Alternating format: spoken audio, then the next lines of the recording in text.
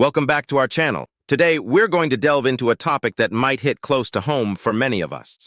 We'll be discussing signs of trauma that you might not even realize are signs, and whether people always remember and know when they've experienced trauma. Trauma can manifest itself in various ways, some of which may not be immediately recognizable. Let's jump right into it. Do people always remember and know when they've had trauma in the past? Now, let's address the question. Do people always remember and know when they've had trauma in the past? The short answer is no. Trauma can affect memory in various ways, and individuals may not always consciously recognize or remember traumatic events.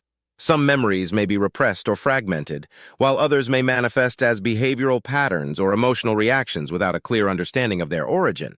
It's crucial to remember that trauma is complex, and its effects are not always immediately obvious. Whether you remember specific events or not, seeking support from a qualified professional can help you navigate the healing process. All of this means that just because you don't remember trauma, it doesn't mean you never had one. Maybe the trauma you had was severe and your brain learned how to hide it. This also means that you show one or all of the signs from below. Constant apologizing even when there is no need to do that. Constantly apologizing even when there's no need to do so is a common behavior among individuals who have experienced trauma. Have you ever caught yourself apologizing profusely for something that wasn't your fault? This could be a result of being blamed for things that were out of your control in the past. When you've been made to feel responsible for things beyond your control, it becomes a reflex to apologize, even when you know deep down that you've done nothing wrong.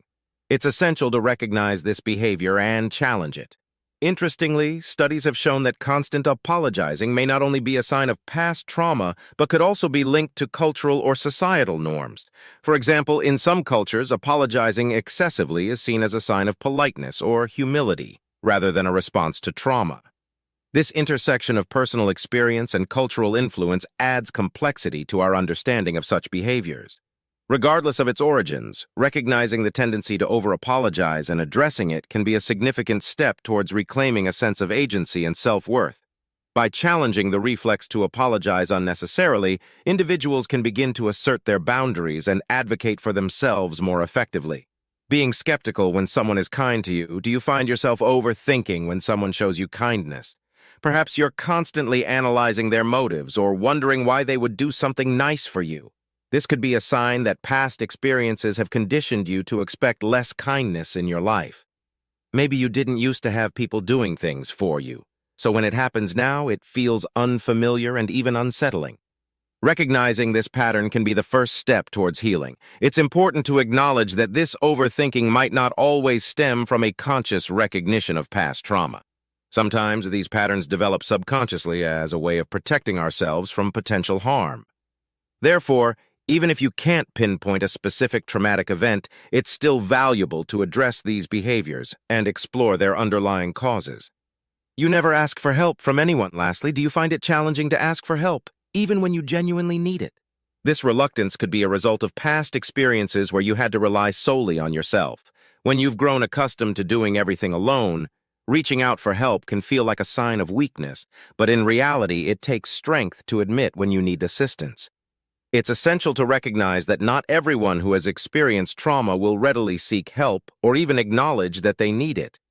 Cultural, societal, and personal factors can influence an individual's willingness to seek support. Additionally, past experiences of being let down or invalidated when asking for help may further reinforce this reluctance. You can't remember your childhood. Memories from our childhood often form the foundation of who we are. But what if you find yourself unable to recall significant portions of your early years? This could be a sign that your brain has closed off those memories as a way of protecting you from past trauma. While it may seem like a defense mechanism, it's crucial to explore these memory gaps with the help of a professional.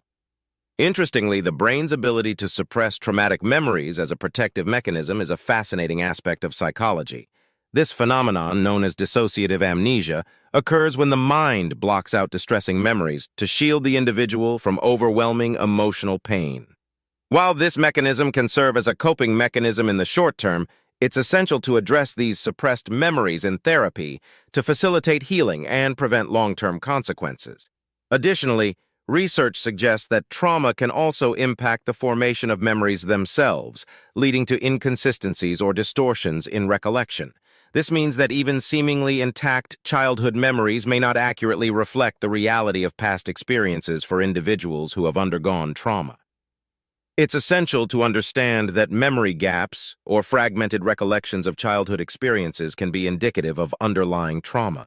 However, it's also possible for individuals to have seemingly normal childhood memories while still carrying unresolved trauma from that period. Trauma affects everyone differently, and memory recall is just one aspect of its complex impact. Whether memories are fully intact or fragmented, seeking support from a qualified therapist can provide invaluable insights and guidance in navigating the effects of childhood trauma.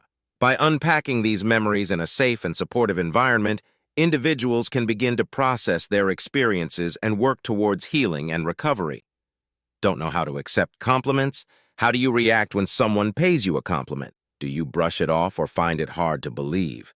This could indicate deeper issues stemming from past experiences.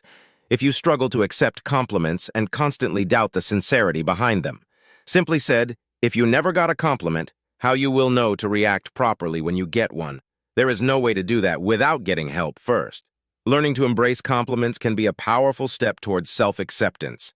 People often assume that trauma survivors always exhibit obvious symptoms or are fully aware of their past experiences. However, the impact of trauma can manifest in subtle ways, such as difficulty accepting positive feedback. This hesitation to acknowledge compliments may stem from deep-seated beliefs formed during traumatic experiences. Recognizing these signs and understanding the nuances of trauma can be the first steps towards healing and recovery. If any of these resonated with you or someone you know that help is available, and you're not alone on this journey. Thank you for joining us today. Don't forget to like, share, and subscribe for more content like this. Remember, it's okay not to be okay, but it's essential to take steps towards healing. Until next time, take care of yourselves.